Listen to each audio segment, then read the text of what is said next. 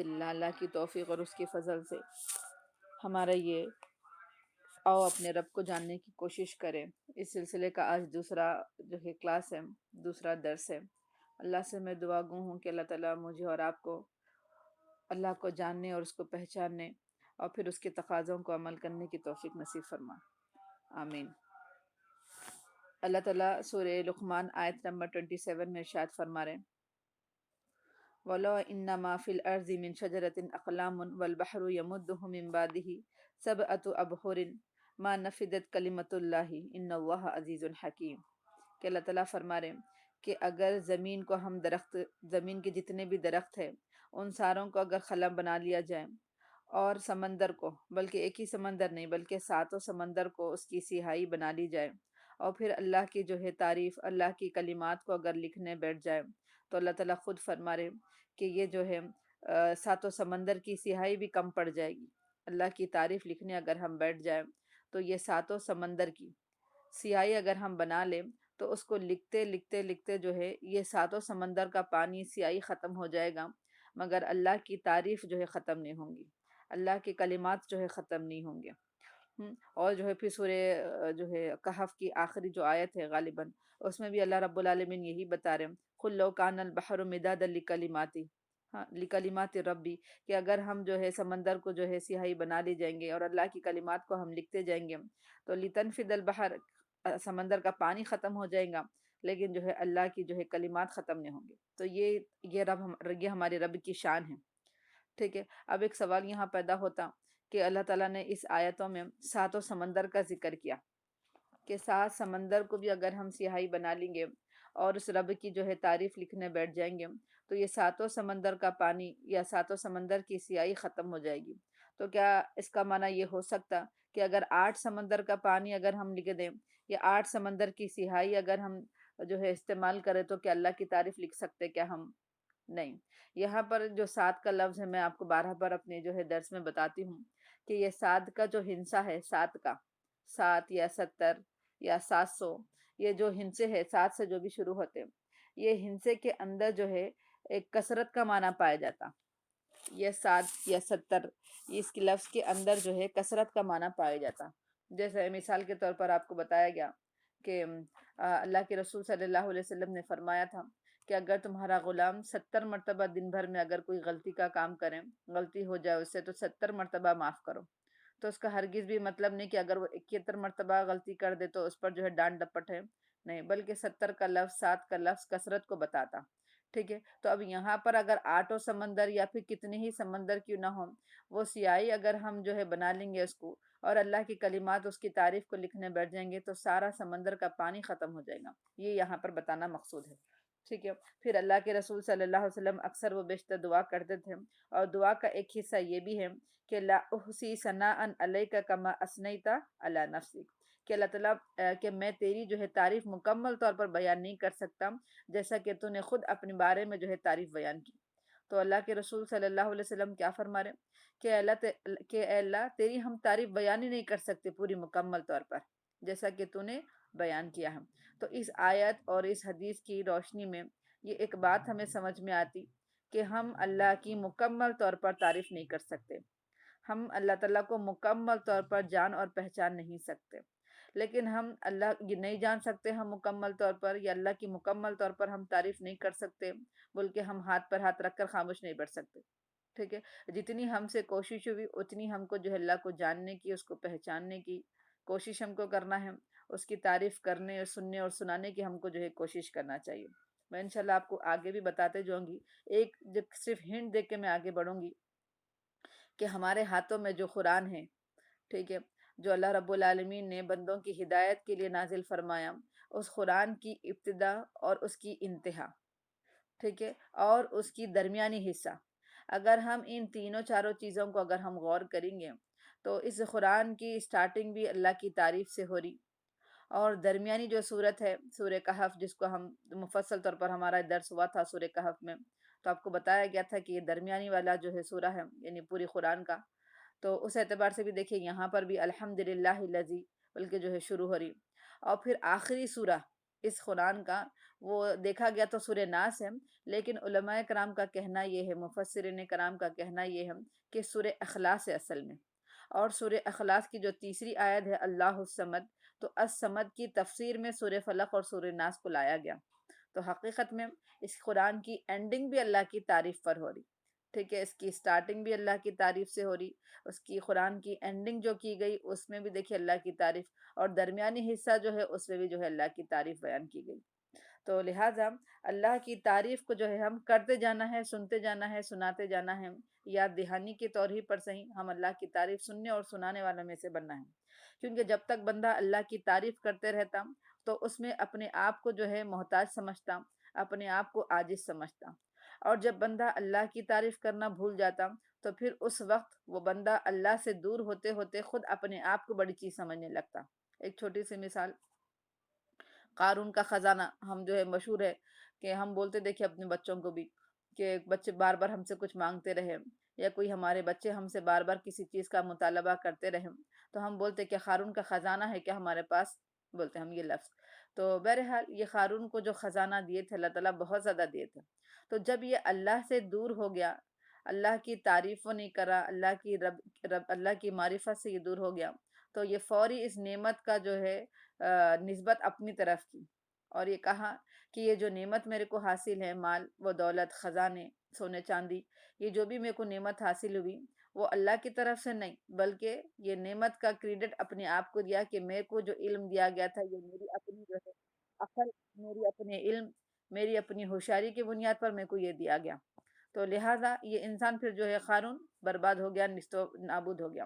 تو ہمیں اللہ کی تعریف کرتے رہنا چاہیے، سنتے رہنا چاہیے، سناتے رہنا چاہیے، کیونکہ جب تک ہم اللہ کی تعریف کرتے رہیں گے تب تک ہم اللہ سے جڑے ہوئے رہیں گے، اور اللہ کو جو ہے اگر ہم جس وقت اللہ کی تعریف کرنا چھوڑ دیں گے تو پھر وہ نعمت کا جو ہے نسبت اپنی طرف کریں گا، اور نعمت کا اپنی طرف نسبت کرنا انسان کو ہلاکت کی طرف لے کے جاتا۔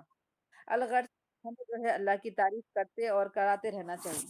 تو اب دیکھیے آج ہم جو موضوع پر بات کریں گے وہ موضوع دیکھیے کیا ہے، اللہ کی معرفت کیوں ضروری ہے، کہ میرے کو اور آپ کو اللہ کیوں، ہم کو اللہ تعالیٰ کیوں جاننا ضروری ہے، کیوں ہم یہ جانیں کہ اللہ تعالیٰ ایک ہے، ہم یہ کیوں جانیں کہ اللہ تعالیٰ کی اتنے سارے صفات ہیں، ہم یہ کیوں جانیں کہ اللہ تعالیٰ نے اس کائنات کو کیوں بنایا، یہ ہمارے لیے کیوں ضروری ہے۔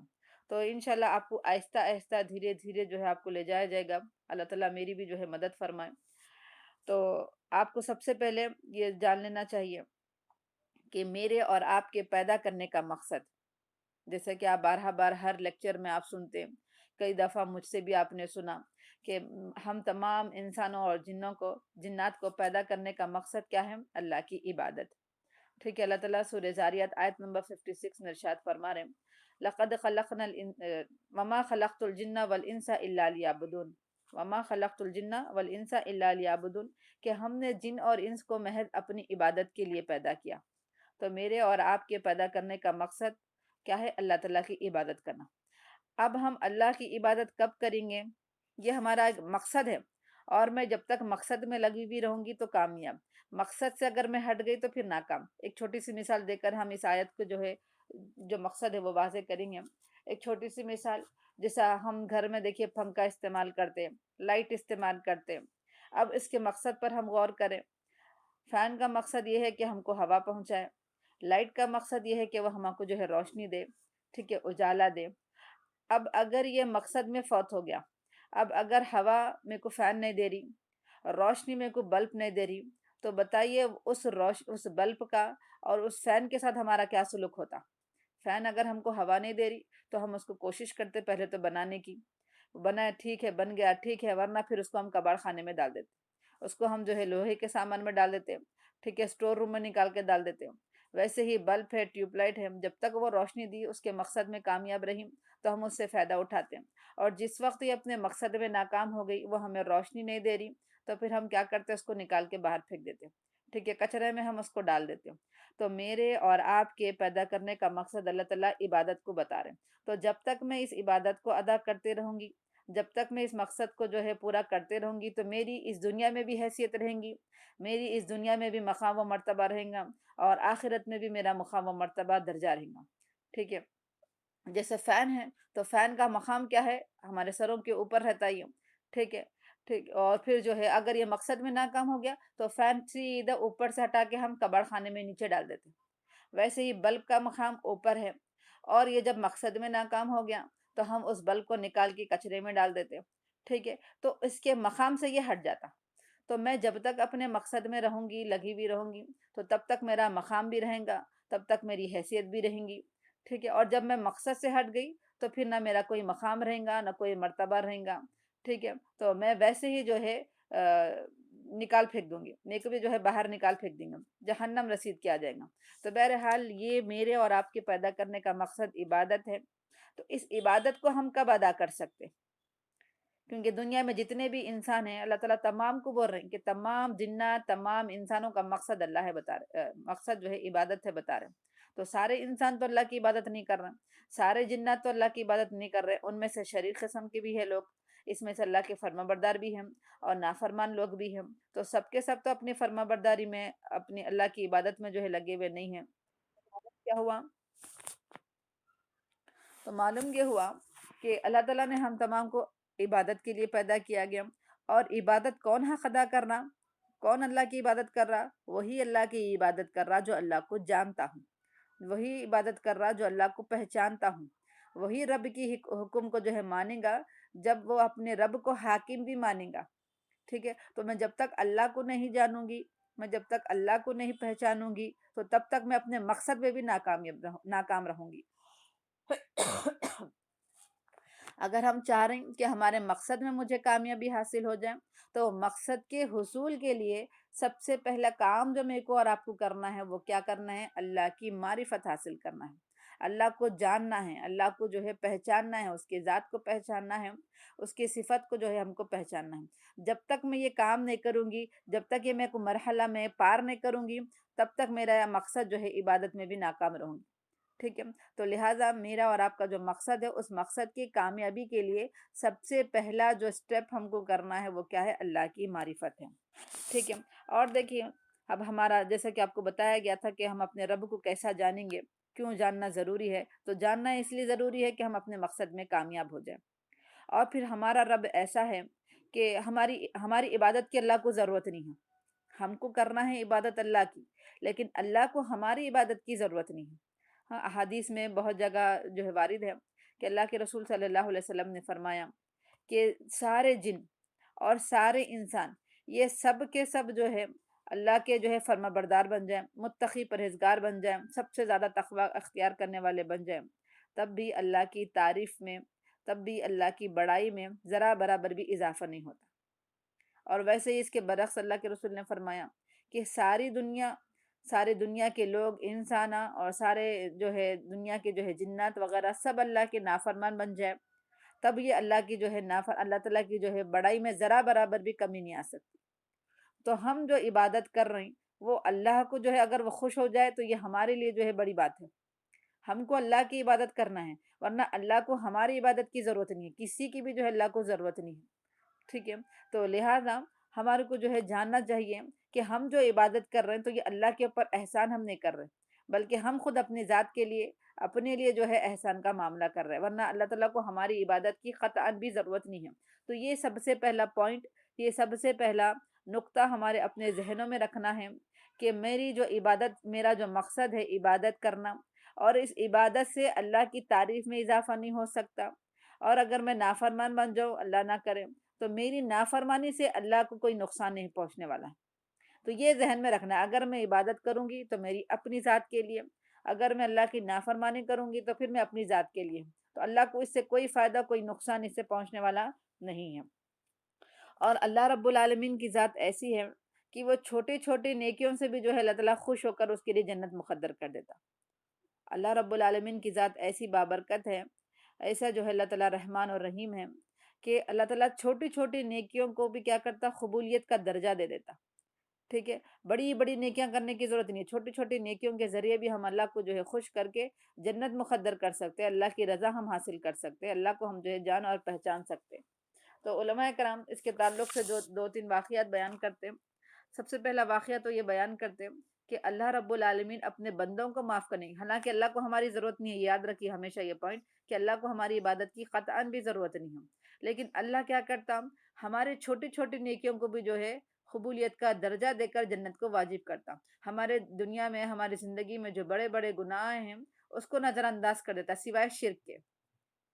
تو ایک فاحشہ عورت تھی، ٹھیک ہے، اللہ کے رسول صلی اللہ علیہ وسلم ایک واقعہ بیان کرتے ہوئے فرما رہے ہیں کہ ایک بنی اسرائیل کی ایک فاحشہ عورت تھی، زندگی بھر اس نے جو ہے اللہ کی نافرمانی کی، کبھی اس سے کوئی جو ہے اچھائی، کبھی اس سے جو ہے کوئی بھلائی کا کام اس سے صدور نہیں ہوا، کبھی بھی اس نے اچھا کام نہیں کیا۔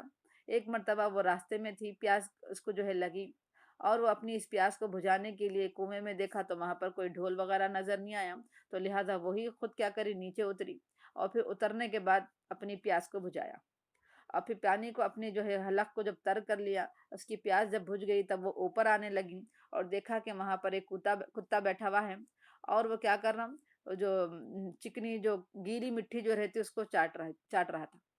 تو یہ فاحشہ عورت، جو نافرمان عورت، جو زندگی بھر اللہ کی جو ہے نافرمانی کری، اس کو جو ہے دل میں ترس آیا کہ جیسا کچھ دیر پہلے میرے کو پیاس لگی، تو پھر ہو سکتا ہے اس کتے کو بھی جو ہے ویسی پیاس لگی، تو پھر وہ فوری جو ہے کنویں میں اتری، اور پھر جو ہے اپنے جوتے میں جو ہے پانی ڈالی، اور پھر وہ پانی لا کے جو ہے کتے کو دی۔ تو بحث اللہ کو یہ ادا، اس کا یہ عمل اتنا پسند آ گیا کہ اس کو جو ہے جنت مقدر کر دی اللہ تعالیٰ۔ اللہ کے رسول فرمائے کہ پھر وہ عورت جو ہے جنتی ہو گئی، کس وجہ سے؟ ایک چھوٹا سا ایک کتے کو پانی پلایا۔ تو آپ کو اس سے معلوم ہوتا کہ اسلام میں کیسی کیسی خوبیاں ہیں، ساری نافرمانیوں کو اللہ تعالیٰ نظر انداز کر دیا، اور سوائے ایک جو اس کی نیکی تھی اس کو اللہ تعالیٰ نے جو ہے قبول کر دیا۔ اب آئیے ہم انسانوں کی طرف ہم غور کرتے اپنے آپ پر، کہ ہم دیکھیے ہمارے اپنے بچوں کے ساتھ، ہمارے اپنے جو ہے فرینڈ سرکل میں دیکھیے، ہمارے جان پہچان والوں میں دیکھیے، اگر انہوں ہمارے ساتھ اچھا معاملہ برا معاملہ کر رہے ہیں، اور اگر ان سے کوئی ایک اچھی جو ہے نیکی، ایک اچھی عادت اگر جو ہے ان سے ایک اچھا کام ان سے ہو جائے، تو ہم کیا کرتے، وہ برائیوں کی وجہ سے اس کی ایک اچھائی کو بھی نظر انداز کر دیتے ہیں، اس کی جو ہے اچھائیوں کو ہم اس کی برائیوں کی وجہ سے نظر انداز کر دیتے۔ یہ ہمارا اور آپ کا جو ہے نظریہ ہے کہ سامنے والا کتنا ہی اچھا کرے لیکن چند اس کے پاس ایسی خامیاں ہیں، ایسی جو ہے برائیاں ہیں جس کی وجہ سے ہم اس کی اچھائیوں کو بھی جو ہے نظر انداز کرتے۔ لیکن یہ ہمارا رب ایسا ہے کہ ہماری چھوٹی چھوٹی نیکیوں کو بھی جو ہے ضائع ہونے نہیں دیتا، انہی چھوٹے چھوٹے نیکیوں کی وجہ سے اللہ تعالیٰ جو ہے جنت مقدر کرتا۔ اس لیے اللہ تعالیٰ سورہ زلزال میں کیا فرما رہے، فَمَن يَعْمَلْ مِثْقَالَ ذَرَّةٍ خَيْرًا يَرَهُ، کہ چھوٹے برابر بھی نیکی اگر کریں گا تو اللہ تعالیٰ اس کو دکھا دیں گا کل قیامت کے دن۔ تو بہرحال یہ ایک واقعہ بتاتے ہیں کہ اس سے آپ اندازہ لگائیے کہ ہمارا رب کتنا رحمان اور رحیم ہے۔ اس سے آپ اندازہ لگائیے اس واقعے سے کہ میرا رب جو ہے کتنا رحمان ہے، کتنا وہ رحیم ہے، کہ بندوں کے بڑے بڑے گناہوں کو جو ہے معاف کر دیتا۔ ٹھیک ہے، آئیے اور ایک واقعہ جو ہے علماء کرام اس کی ضمن میں لکھتے، جو ہے اصحاب الکہف کا واقعہ۔ ہم ایک مرتبہ جو ہے، آپ کو واقعہ معلوم ہے، پورے ڈیٹیل میں نہیں جاؤں گی، میں صرف جو ہے شارٹ طریقے سے آپ کو بتا دوں گی کہ ایک مرتبہ جو ہے 3 اشخاص جو ہے اپنے اپنے سفر سے جو ہے جاتے، اور راستے میں جو ہے بارش بہت ہونے کی وجہ سے یہ لوگ کیا کرتے ہیں، غار میں جو ہے پناہ لیتے۔ وہ بارش سے بچنے کے لیے، بارش سے محفوظ رہنے کے لیے انہوں نے کیا اختیار کیا، ایک غار میں جو ہے پناہ لے لی۔ اور جیسے یہ لوگ غار میں جاتے ہیں، اور اللہ کا کرنا یہ ہوا کہ وہ غار کا جو دروازہ رہتا، یعنی غار کا جو منہ رہتا، وہاں پر جو ہے ایک بڑا سا پتھر آ کے جو ہے بند کر دیتا۔ اور اب دیکھیے کوئی زندگی کی امید نہیں ہے، اب وہ پتھر ہٹیں گا تو پھر یہ لوگ باہر آئیں گے، اور کس کو معلوم کہ یہاں پر کون انسان بیٹھے ہوئے ہیں، کس کو کیا معلوم ہے۔ لہٰذا جو ہے اب یہ لوگ غار کے اندر ہیں، اور اب کوئی زندگی کی کوئی امید ہی باقی نہیں ہے کہ اب ہم زندہ رہ سکتے یا نہیں۔ تو سوچے کتنی مشکل میں گرفتار تھے۔ کبھی کبھی ہمارے ساتھ بھی ایسے معاملات ہو جاتے کہ ہم ایسے مصیبتوں میں، ایسے پریشانیوں میں گر جاتے کہ ہمارے کو نکلنے کا کوئی راستہ نظر نہیں آتا کہ ہم اس پریشانی سے، ہم اس تکلیف سے، ہم اس غم سے کیسا نکلے، بلکہ کوئی راستہ نہیں سمجھ میں آتا۔ تو اب یہ لوگوں کو بھی زندگی کی کوئی امید باقی نہیں تھی کہ ہم اب زندہ رہ پائیں گے بھی نہیں رہ پائیں گے، کچھ بھی جو ہے نہیں تھا معلوم مستقبل کیسا ہوگا ہمارا۔ تو لہٰذا ان تینوں اشخاص نے بھی اللہ تعالیٰ سے دعائیں کی، ان تینوں اشخاص نے بھی کیا کی، اللہ تعالیٰ سے دعائیں کی۔ تو اس سے معلوم یہ ہوا کہ جب مصیبت پڑی تب بھی ہم کو اللہ سے مانگنا ہے، جب مصیبت نہیں پڑی تب بھی ہم کو جو ہے اللہ تعالیٰ سے مانگتے رہنا ہے۔ اور انسان کب کس سے مانگتا؟ عمومی طور پر انسان کس سے مانگتا؟ جیسے ہمارے بچے رہتے، دیکھیے بچوں سے بہت کچھ ہم کو سیکھنے کو ملتا۔ ہم جو ہے صرف بچوں کو مارتے، اور جو ہے پھر ان سے جو ہے ہم کچھ سیکھتے نہیں، بس ہم ایک ایسی شے سمجھتے ہیں، ایسی جو ہے ایک چھوٹی موٹی جو ہے اللہ کی مخلوق ہے سمجھتے ہیں، لیکن یہ لوگوں کے اندر سے ہم بہت کچھ جو ہے سیکھ سکتے ہیں۔ یہ لوگ کیا کرتے ہیں؟ پہلی بات کہ یہ لوگ مانگتے کس سے؟ جب ان کو یقین ہے کہ انہوں میرے کو دیتے۔ بچے دیکھیے عمومی طور پر ابو سے نہیں مانگتے، بچے جو ہے امی سے مانگتے۔ کیوں مانگتے امی سے؟ اسی لیے کہ ان لوگوں کو یقین رہتا کہ میں اگر ماں سے مانگوں گی تو میرے کو دے دیں گے، اگر میں ابو سے مانگوں گی تو ہو سکتا ہے انہوں ڈانٹ ڈپٹ کے جو ہے خاموش کرا دیں گے، تو لہٰذا کس سے مانگتے؟ یہ امی سے۔ تو ہم کو تو مانگتے کس سے؟ جو دیتے ان سے مانگتے، ایک بات۔ اور دوسری بات کہ ماں کے پاس ہے بول کے مانگتے، وہ کہ اگر نہیں بھی رہی ماں کے پاس تو وہ چیز کسی کے پاس سے لے کے میرے کو دیں گی۔ تو لہٰذا یہ چیز ہم کو معلوم ہونا چاہیے کہ ہم مانگنا ہے تو کس سے مانگتے؟ ہم جو دے سکتا ہم کو، ٹھیک ہے، اور پھر اس یقین کے ساتھ کہ وہ میرے کو دیں گا۔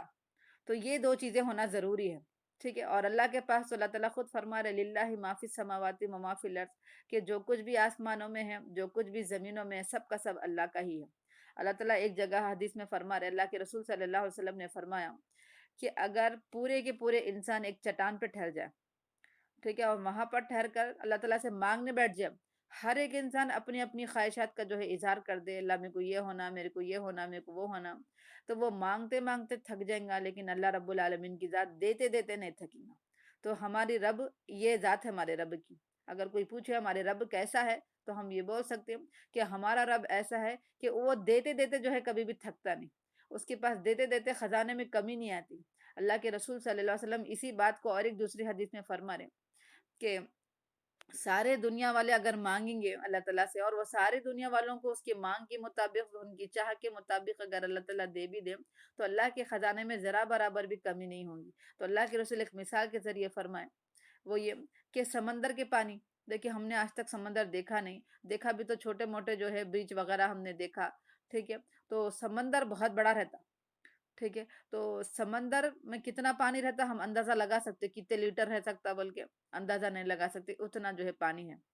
اب اگر کوئی جو ہے اب کوئی جو ہے سوئی ہے، اور سوئی کتنی باریک رہتی، ٹھیک ہے، اب اگر سوئی کو اگر ہم سمندر میں ڈالیں اور ڈال کے جو ہے پھر نکالیں، تو سوئی کے ناک کا کتنا چھوٹا رہتا اس کا سوراخ، اس میں سے جو پانی کا خطرہ جو ٹپکتا، اللہ تعالیٰ فرما رہے اگر ساری دنیا والے مل کر اگر ہم سے مانگیں گے تو ہم ان کی چاہ کے مطابق سارے چیزیں اگر دے دیں گے، تب بھی اللہ کے خزانے میں اتنا برابر بھی جو ہے کمی نہیں آئیں گی۔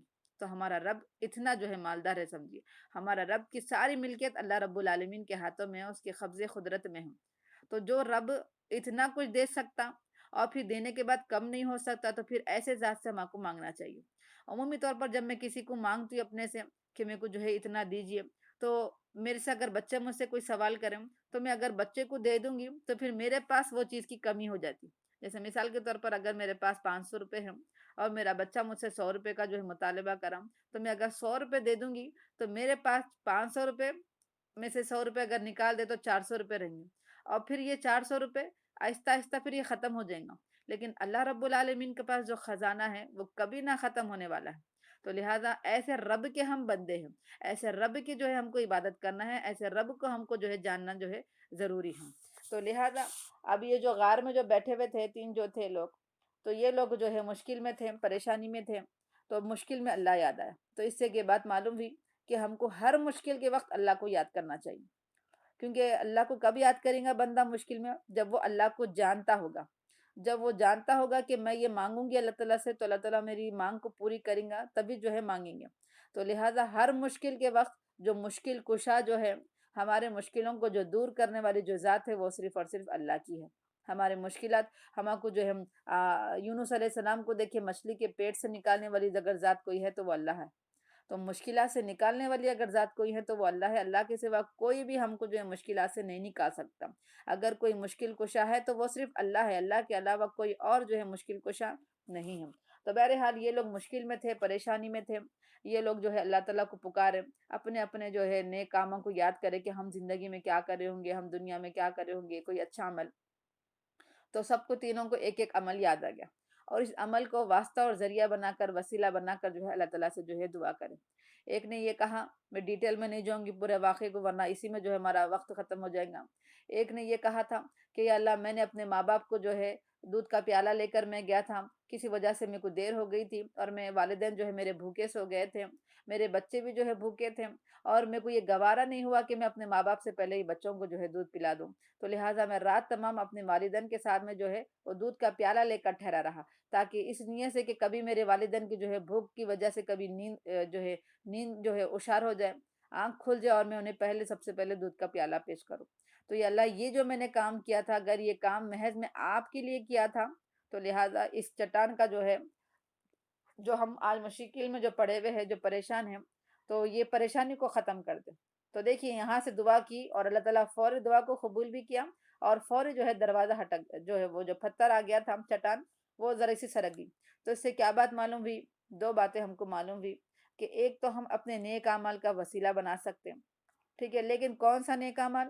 جو ہم محض اللہ کے لیے کیا ہو، جو ہم صرف اللہ کو راضی کرنے کے لیے کیا ہو، تو وہ عمل کو ہم وسیلہ بنا سکتے اور دعا کر سکتے ہیں، کسی اور کے نام کا واسطہ نہیں دیا یہاں پر، ٹھیک ہے۔ ہر دور میں نبی گزرے، ہر دور میں نیک اور متقی لوگ گزرے، کوئی ایسا زمانہ یا کوئی ایسا قوم ایسی گزری نہیں جس میں کوئی انبیاء نہ گزرے ہوں گے۔ اللہ تعالیٰ خود فرما رہے ہیں کہ ہم نے ہر قوم میں نبی کو بھیجا، ہم نے ہر قوم میں جو ہے ایک نبی اور رسول کو بھیجا، تو لہٰذا اب یہ لوگ نبیوں کا یا نیک اشخاص کا واسطہ وسیلہ نہ بنائے، بلکہ خود اپنے عمل کا وسیلہ بنائے۔ تو معلوم یہ ہوا کہ انسان اپنے عمل کا وسیلہ بنا سکتا، وہ عمل کو جو صرف محض اللہ کی خاطر اس نے کیا ہو۔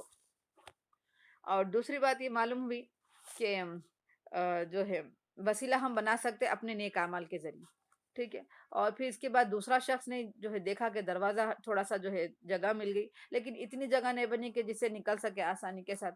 پھر دوسرے شخص نے جو ہے دعا کی اور اس نے یہ کہا کہ اللہ تعالیٰ فلاں وقت میں نے ایک زندگی میں میرے کام ایسا ہوا جو میں نے محض صرف آپ کو جو ہے خوش کرنے کے لیے وہ کام کیا۔ وہ کام یہ تھا کہ میرے گھر کسی وقت جو ہے مزدور آیا، اور مزدوری کو جب مزدوری دینے کا وقت آیا تو میں نے مزدور کو جب مزدوری دینی چاہیے تو مزدور جو ہے یہ کہہ کر انکار کر دیا کہ یہ تو مزدوری کم ہے، یعنی اور جو ہے اضافہ کیجیے مزدوری کو۔ تو میں نے اس وقت اس کی مزدوری کو جو ہے دینے سے انکار کر دیا، اور وہ مزدور جو ہے غصے میں آ کر ناراض ہو کر جو ہے چلے گیا اپنی مزدوری کو چھوڑ کر ویسے ہی۔ اور پھر میں نے اس کی مزدوری کو جو ہے ضائع نہیں کیا، بلکہ اس کی مزدوری کو میں نے جو ہے تجارت میں لگایا، کام میں لگایا، اور اس سے اتنی برکت ہوئی کہ وہ مزدوری جو تھوڑے دن پہلے کچھ رقم تھی، لیکن وہ آج کچھ دنوں کے بعد، کچھ سالوں کے بعد وہ مزدوری کتنی ہو گئی، جو ہے بکریاں اور جو ہے اونٹوں کا ایک ریوڑ آ گیا۔ اب یہ کافی دنوں کے بعد، کافی عرصے کے بعد وہ مزدور کو یاد آیا کہ میرے کو جو ہے فلاں جنے میرے کو مزدوری دینے کا تھا، پیسے دینے کا تھا، وہ نہیں دیا، تو آج چلو وہی جو ہے جا کر میں وہ رقم لے لوں مزدوری۔ تو اس سے کیا بات سمجھ میں آ رہی کہ اگر کوئی مزدور، پہلے تو مزدور کا حق ادا کر دینا ہے، پسینہ سوکھنے سے پہلے اس کا حق ادا کر دینا چاہیے۔ اور دوسری بات یہ کہ اگر وہ کسی وجہ سے مزدوری نہیں لے سکا اور اگر وہ بعد میں اپنا حق لینے آ رہا تو انکار نہیں کرنا ہے، بلکہ اس کا حق اس کو دے دینا چاہیے۔ اور وہ لینے کب آ رہا؟ جب کو یقین ہے کہ میرا حق انہوں نے میرے کو دے دیں گے۔ تو معلوم یہ ہوا کہ اگر مزدوری کسی وجہ سے جو ہے چلے گیا تو اس کی مزدوری کو جو ہے ہم ضائع نہیں کر رہے ہیں، بلکہ اس کو جو ہے اس تک واپس لوٹا دینا ہے۔ تو جب یہ گیا مزدور تو یہ دیکھا اور وہ بولا مالک کے پاس کہ بتائیے میری وہی مزدوری دے دیجیے جو کچھ دن پہلے، کچھ مہینے پہلے آپ میرے کو جو دے رہے تھے۔ تو وہ جو مالک تھا وہ بولا کہ جو یہ بکری، یہ جو پہاڑ کے پیچھے جو بھی جتنے بھی جو ہے جانور وغیرہ ہے، جو ریوڑ ہے، وہ سب تمہارا ہی ہے۔ تو وہ سمجھا کہ مذاق کر رہے ہیں شاید میرے ساتھ، لیکن بعد میں معلوم ہوا کہ یہ جو ہے ان کی جو ہے ان کا جو ہے مزدوری کی جو ہے رقم تھی، جو بڑھتے بڑھتے بڑھتے جو ہے بکریوں کی جو ہے ریوڑ کی شکل اختیار کر گئی، تو وہ خوشی خوشی چلے گیا۔ تو اس نے یہی واسطہ بنایا کہ اللہ تعالیٰ میں نے اس مزدور کی مزدوری کو جو ہے ضائع نہیں کیا، اور اس کو جو ہے کاروبار میں لگایا، تجارت میں لگایا، اور اس کا صحیح فائدہ میں نے جو ہے اس کو پہنچایا۔ اگر یہ عمل میں نے محض آپ کے لیے کیا ہے تو لہٰذا اس عمل کو جو ہے قبول کر دے اور راستہ جو ہے اس مصیبت سے ہم کو جو ہے نکال دے۔ اور یہاں پر سے دعا ہوئی اور اللہ تعالیٰ فوری قبول کر دیے۔ تو معلوم یہ ہوا کہ اللہ تعالیٰ دعاؤں کو قبول کرنے والا ہے۔ اللہ تعالیٰ خود فرما رہے قرآن میں بھی کہ جو ہے تم مجھ سے دعا مانگو، میں تمہاری دعاؤں کو قبول کروں گا۔ فَإِذَا سَأَلَكَ عِبَادِي أَنِّي فَإِنِّي قَرِيبٌ أُجِيبُ دَعْوَةَ الدَّاعِ إِذَا دَعَانِ، کہ میں تمہارے جب بھی تم مجھے پکارو گے تو میں تمہاری پکار کا جو ہے جواب دوں گا۔ تو فوری اللہ تعالیٰ دعا قبول کرے اور راستہ تھوڑا سا اور کھل گیا، لیکن اتنا نہیں کھلا کہ یہ لوگ آسانی کے ساتھ گزر سکے۔ اور وہ تیسرا شخص نے بھی جو ہے واسطہ کیا، وسیلہ بنایا اپنے عمل کا، اور اس نے یہ بھی یہ دعا کی کہ فلاں خاتون ایک میری چچیری بہن تھی، کسی ضرورت کے معنی جو ہے میرے پاس آئی تھی پیسے لینے کے لیے، لیکن میں جو ہے میں چاہ رہا تھا کہ اس سے جو ہے اپنی خواہش پوری کروں، تو لہٰذا وہ خاتون جو ہے راضی نہیں ہو رہی تھی، لیکن میں نے اسے جو ہے اب دیکھا کہ یہ خاتون جو ہے بڑی مجبور ہے، میری چچیری بہن مجبور ہے، تو لہٰذا میں نے یہ شرط لگا دی کہ میں تمہیں پیسے اسی صورت میں دوں گا کہ جب تم میرے ساتھ بدکاری کرو گی۔ اور وہ خاتون تھی اللہ والی، لیکن اسے بہت ضرورت تھی تو لہٰذا وہ مان گئی۔ جب یہ وقت مقررہ پہ جب طے ہوا اور وہ خاتون جب آئی اور جب کوئی دیکھنے والا نہ تھا، تو جب اس وقت اس خاتون نے کہا کہ تم اللہ سے ڈرو، واتقوا اللہ، کہ تم جو ہے اللہ تعالیٰ سے ڈرو، یہ لفظ سننا تھا کہ میرے پاس کوئی دیکھنے والا نہیں تھا موجود، لیکن یہ لفظ میں کو اتنا جو ہے ڈرا دیا کہ میں فوری اپنی بہن کو بولا، چچیری بہن کو، کہ تم یہاں سے چلے جاؤ۔ تو یہ کام جو میں نے کیا تھا، اگر وہ محض اللہ آپ کی خاطر میں نے کیا، تو لہٰذا یہ جو میں مصیبت میں گرفتار ہوں، یہ مصیبت جو ہے میرے کو ٹال دیں۔ اور اللہ تعالیٰ ان تینوں کی جو ہے دعاؤں کو قبول کیا، جو مصیبت میں یہ گرفتار تھے، جو مصیبت ان پر آ پڑی تھی، ان کی دعاؤں کی برکت سے، ان کے وسیلے کی برکت سے اللہ تعالیٰ نے کیا کیا، وہ پورا چٹان جو ہے ہٹا دیا۔ تو یہ واقعہ بیان کرنے کا مقصد یہ ہے کہ اللہ رب العالمین ہماری چھوٹی چھوٹی نیکیوں کو بھی ضائع ہونے نہیں دیتا، ہمارے چھوٹے چھوٹے عمل کو بھی اللہ تعالیٰ جو ہے ذریعہ واسطہ بنا کر اللہ تعالیٰ ہماری مغفرت فرماتا۔ تو بتائیے اللہ تعالیٰ کتنا ہمارا اللہ رب جو ہے رحمان ہے، کتنا جو ہے رحیم ہے۔ اور ایک واقعہ سن کر جو ہم آگے بڑھیں گے کہ کل قیامت کے دن ایک شخص اللہ کے پاس آئیں گا اور اس کے پورے نام عمل اتنے بڑے رہیں گے، اتنے گناہوں کے رجسٹر اتنے رہیں گے، تو بندہ دیکھ کے مایوس ہو جائے گا کہ میرے گناہوں کے رجسٹر تو اتنے زیادہ ہیں، اتنے پھیلے ہوئے تحد نگاہ جو ہے میرے رجسٹر ہے گناہوں کے، تو مایوس ہو جائے گا، میں تو ناکام ہو گیا، میں تو جہنم میں ڈالا جاؤں گا، مایوسی کی حالت میں رہیں گا۔ تو اللہ تعالیٰ بولیں گے کہ تم کچھ تو نیکی کرے ہوں گے، تو بولیں گا میرے کو کچھ یاد ہی نہیں ہے کہ میں زندگی میں کوئی نیک عمل کیا بھی ہوں گا۔ تو اللہ تعالیٰ فرمائے تم کو یاد نہیں ہوگا، لیکن ہم کو یاد ہے کہ تم نے ایک مرتبہ جو ہے اخلاص نیت کے ساتھ کلمہ توحید کا اقرار کیا تھا، اللہ کے ایک ہونے کا اقرار کیا تھا، لا الہ الا اللہ محمد رسول اللہ، تم نے جو ہے اخلاص نیت کے ساتھ کلمے کا اقرار کیا تھا، توحید کا اقرار کیا تھا، رب کی معرفت کا تم نے جو ہے اقرار کیا تھا، لہذا تمہارے ایک مرتبہ کہنے کی وجہ سے تمہارے یہ جو ننانوے جو دفتر ہے، جو تحد نگاہ جو ہے پھیلے ہوئے ہیں، لہذا وہ سارے گناہوں کو اللہ تعالیٰ معاف کر کے اس کلمے کی بدولت اور رب کی معرفت کی بدولت، توحید کی بدولت اللہ تعالیٰ کیا کر دیا، اس کو معاف کر دیا۔ تو اس لیے میرے کو اور آپ کو اللہ کی معرفت کا جاننا ضروری ہے، توحید کا جاننا جو ہے ہمارے لیے ضروری ہے، تاکہ کل قیامت کے دن ہم کامیاب ہو جائیں۔ ایک چھوٹی سی مثال کہ ہماری زندگی میں تمام اعمال میں سب سے جو بہتر عمل جو ہے وہ عقیدہ توحید ہے، وہ رب کی معرفت ہے، ٹھیک ہے۔ یہ اتنی اہم ضرورت ہے کہ اگر یہ نہیں ہے ہمارے پاس، رب کی معرفت نہیں ہے میرے پاس، میں روزے رکھ رہی ہوں، میں زکوٰۃ ادا کر رہی ہوں، میں نمازی ہوں، میں صدقہ خیرات کر رہی ہوں، سارے نیکیاں ایک طرف، اگر میرے کو رب کی معرفت نہیں ہے، میں پکی جو ہے سچی مسلمان نہیں ہوں، یعنی میرا عقیدہ صحیح نہیں ہے، میں یہ نہیں سمجھ رہی ہوں کہ اللہ تعالیٰ ہی سب کچھ ہے، اللہ تعالیٰ جو ہے سب کچھ دینے والی ذات اللہ ہی کی، اگر میں یہ نہیں سمجھ رہی ہوں تو پھر میرے سارے اعمال برباد۔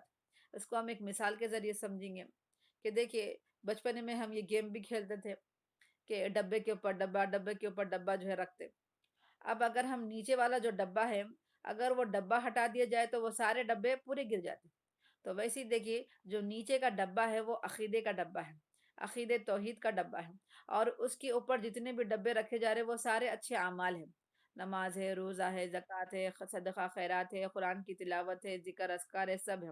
اب اگر میں نیچے کا ڈبہ ہٹا دوں گی تو امکان ہے کہ پورے ڈبے گر جاتے، پورے جو ڈبے اوپر جو رکھ رہے ہم جما کے، اور پورے ڈبے کیا ہو جاتے، گر جاتے۔ تو معلوم یہ ہوا کہ اللہ کی معرفت، اللہ کا جو ہے تعارف، اللہ کو جاننا پہچاننا، اللہ کو ایک ماننا اتنا ضروری ہے کہ اگر ہم اللہ کو نہیں جانیں گے، ہم اللہ کو نہیں پہچانیں گے، تو ہم جو زندگی میں جو اچھے اعمال کر رہے ہیں وہ ہمارے اعمال ضائع ہو جائیں گے۔ تو لہٰذا اس لیے ضروری ہے کہ ہم اللہ کی معرفت کو جو ہے اللہ کو جانیں اور ہم اللہ کو جو ہے پہچانیں۔ اچھا ایک بات، آپ یہ پورے لیکچر میں میرے اب جتنے دنوں کا یہ میرا کورس رہے گا، تقریباً 1 مہینے کا جو ہے کورس رہے، تو پورے 1 مہینے کورس میں جو سب سے زیادہ لفظ آپ کو جو سننے کو ملے گا وہ کون سا ہے لفظ؟ رب کی معرفت۔ سب سے زیادہ لفظ جو آپ میرے منہ سے جو سنیں گے وہ کیا ہوں گا؟ رب کی معرفت۔ تو آپ بار بار معرفت معرفت سنیں گے، تو اب یہ معرفت بولتے کس کو؟ سب سے پہلے ہم کو یہ جان لینا چاہیے کہ معرفت بولتے کس کو ہے۔ تو معرفت بولی.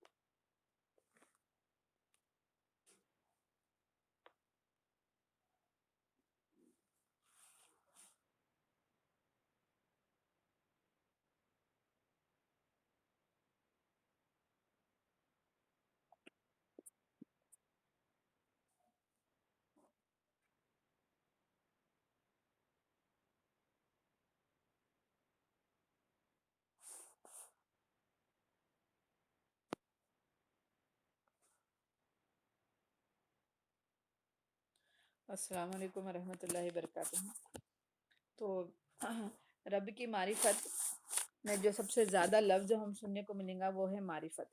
تو معرفت کس کو بولیں گے یہ ہم سب سے پہلے جان لیں. معرفت کا معنی ہے جاننا، اس کا معنی ہے پہچاننا. ہم ہم اردو میں بھی دیکھیے سب سے زیادہ استعمال کرتے یہ لفظ معروف و مشہور شخصیت. ہم اردو میں بھی استعمال کرتے نا کہ وہ بہت مشہور اور معروف شخصیت ہے. تو معروف یہ اور اسی عرف سے بنا معرفت. تو عرف کا معنی ہے جاننا پہچاننا. ٹھیک ہے. تو رب کی معرفت مطلب رب کو جاننا، رب کو پہچاننا، یہ معرفت کا معنی ہے. اچھا، اب جیسے کہ آپ کو بتایا گیا کہ رب کی معرفت کیوں ضروری ہے، تو یہ جو ہمارا ٹاپک چل رہا تو اس میں سب سے پہلا نقطہ یہ ہے کہ اللہ کی معرفت ہم کو جو ہے جاننا، اللہ کو جاننا پہچاننا اس لیے ضروری ہے کہ یہ دین میں سب سے پہلا واجب ہے. آپ کو معلوم ہے کہ ہمارے اس دین میں کئی واجبات ہے، کئی فرائض ہے، کئی سنت اور کئی نوافل ہیں.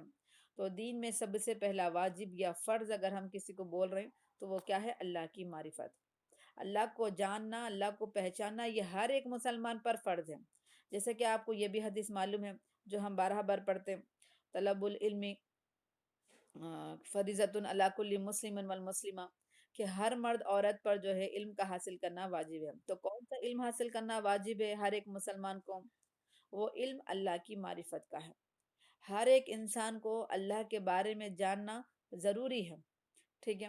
ہم کو اپنے رب کے بارے میں جاننا واجب ہے، ضروری ہے. اگر ہم اپنے رب کو نہیں جانیں گے تو پھر ہم صحیح معنوں میں اس کی عبادت بھی نہیں کریں گے. ہم اپنے رب کو نہیں جانیں گے تو صحیح معنوں میں اس کی اطاعت بھی نہیں کریں گے. اس کی اطاعت کے لیے، اس کی عبادت کے لیے، اس کو خوش کرنے کے لیے سب سے پہلا کام جو ہمارے کو کرنا ہے وہ اللہ کو جاننا اور پہچاننا ہے. تو یہ سب سے پہلا کام ہے. اور اسی لیے علماء کرام نے کیا کہا کہ دین میں سب سے پہلا واجب جو اگر کوئی کام ہے تو وہ کیا ہے؟ اللہ کی معرفت ہے. دیکھیے اعمال جو ہے، اعمال کی اپنی جگہ بڑی فضیلت ہے، اپنی جگہ بڑی اہمیت ہے. اب ایسا نہیں کہ خالی ہم رب کو جان لیں گے تو پھر جو ہے ہم اطاعت چلے نہیں کریں گے، نہیں. رب کیا تقاضا پھر اطاعت ہوگا. ہم جب رب کو رب مان لیے، اللہ کو اپنا رب مان لیے تو پھر اس کا تقاضا کیا ہے؟ عبادت کرنا ہے، اسی کو معبود ماننا ہے. تو اعمال کی اپنی جگہ فضیلت ہے. اب جب ہم اعمال کو غور کریں گے تو اعمال کی کئی قسمیں ہم کو مل جاتے. اعمال کی کئی قسمیں ہم کو ملتے. کچھ اعمال ایسے رہتے جو زبان سے ہم ادا کرتے، کچھ اعمال ایسے ہیں جو ہم اپنے بدن سے عمل کرتے. ٹھیک ہے. کچھ اعمال ایسے ہیں جو ہم مال کے ذریعے ادا کرتے. کچھ کام ایسے رہتے، کچھ عبادت ایسے ہیں جو ہے ہم دل سے ادا کرتے. ٹھیک ہے. یعنی عبادت یا اعمال جو بھی بول لیجیے. تو اس کی کئی جو ہے شاخیں ہیں، کئی جو ہے اس کی قسمیں ہیں. لیکن جب ہم ایمان کی بات کریں گے تو پھر ایمان کے صرف 6 ہی ارکان ہیں. ایمان کے کیا ہیں؟ 6 ارکان ہیں جو ہم جو ہے نورانی قاعدے میں ہم پڑھتے ایمان مفصل اور ایمان مجمل.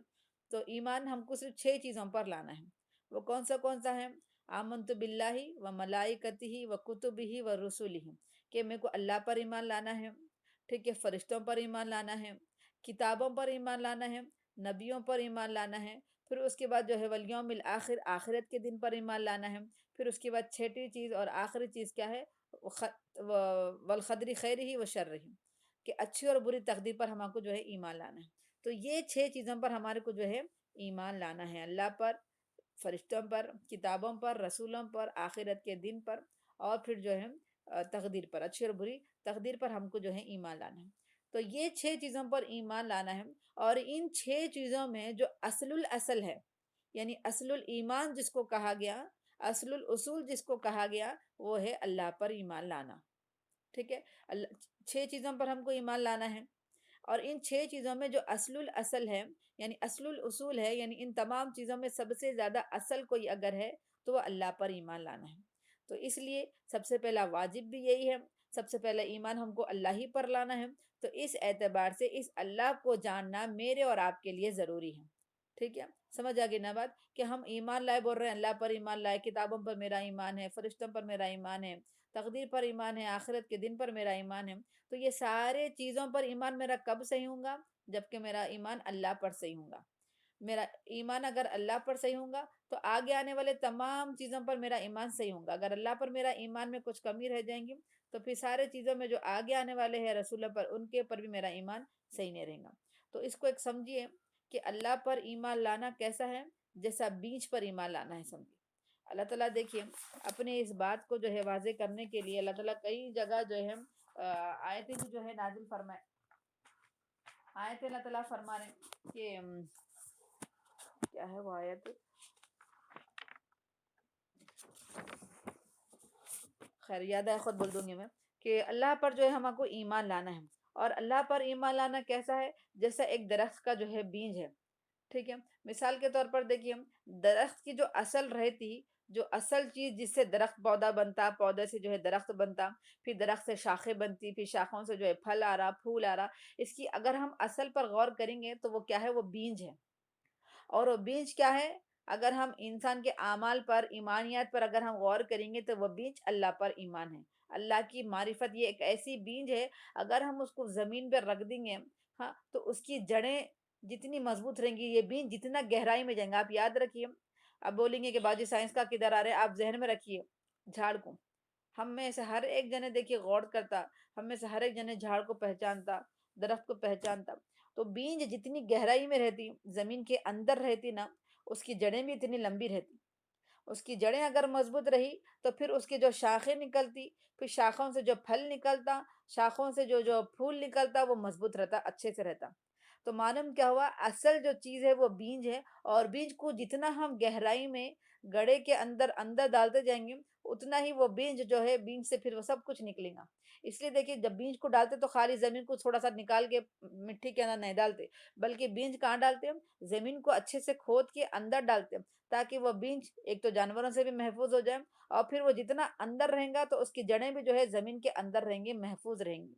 تو لہٰذا معلوم کیا ہوا کہ تمام اعمال کا، تمام ایمانیت میں سب سے جو اہم جو چیز ہے وہ کیا ہے، رب کی معرفت ہے، رب کے اوپر ایمان لانا، یہ سب سے اہم چیز ہے۔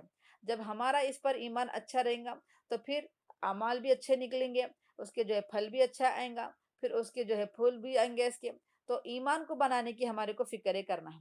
ایک مرتبہ حضرت عائشہ رضی اللہ عنہ سے جو ہے روایت ہے کہ حضرت عائشہ رضی اللہ عنہ فرماتی ہیں کہ آپ کو کل بھی بتایا گیا تھا کہ اللہ کے رسول صلی اللہ علیہ وسلم پر جو ابتدائی دور میں جو آیتیں نازل ہوئی، جو سورہ نازل ہوئی، اس میں جنت اور جہنم کا تذکرہ ہے، اس میں ایمانیت کا تذکرہ ہے۔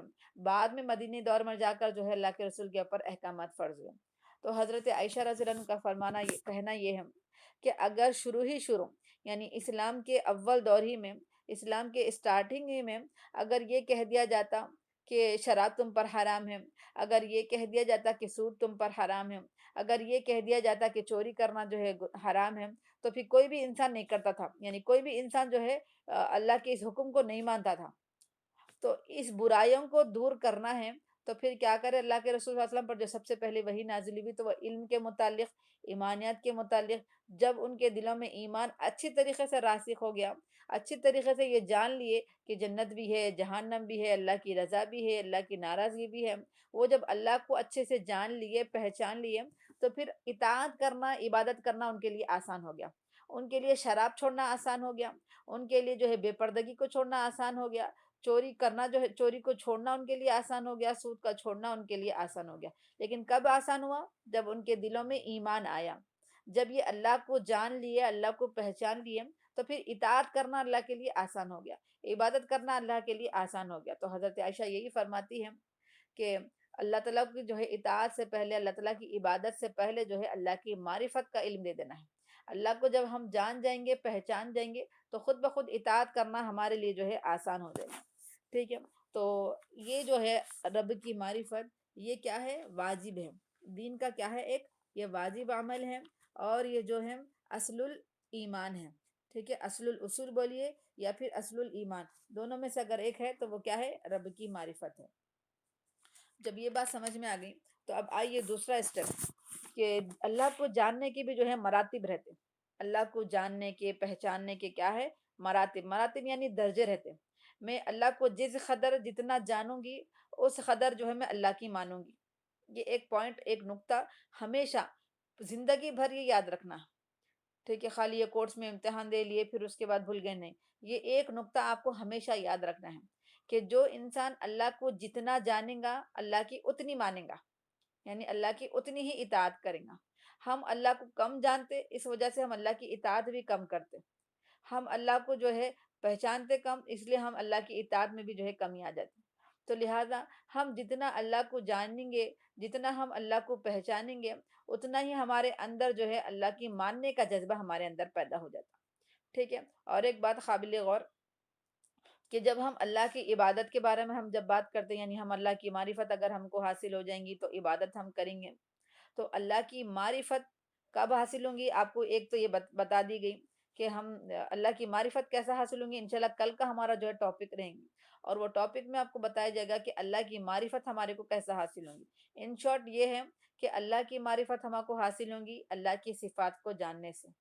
اللہ کے جو صفاتی علم ہے اس کو جاننے سے ہمارے کو جو ہے اللہ کی معرفت حاصل ہوگی.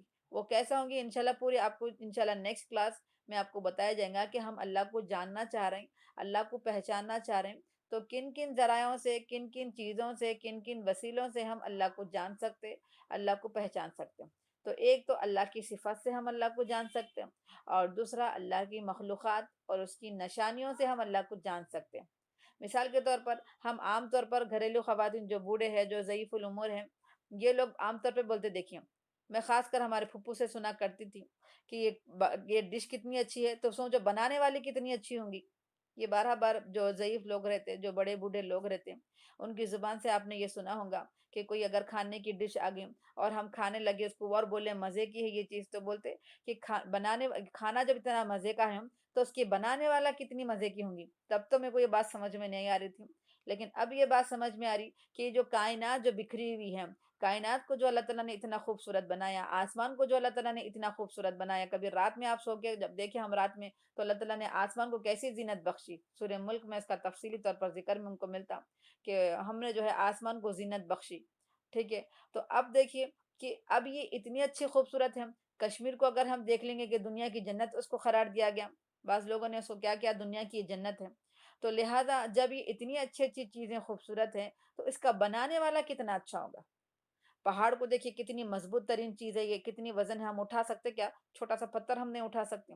اب یہ پہاڑ اتنی مضبوط، اتنے طاقتور، اتنی قوت والے جو ہیں، تو اس کا بنانے والا کتنا طاقتور ہوگا، اس کو جو ہے پیدا کرنے والا کتنا جو ہے اس کا پیدا کرنے والا کتنا مضبوط اور کتنا طاقتور، کتنا قدرت والا ہوگا.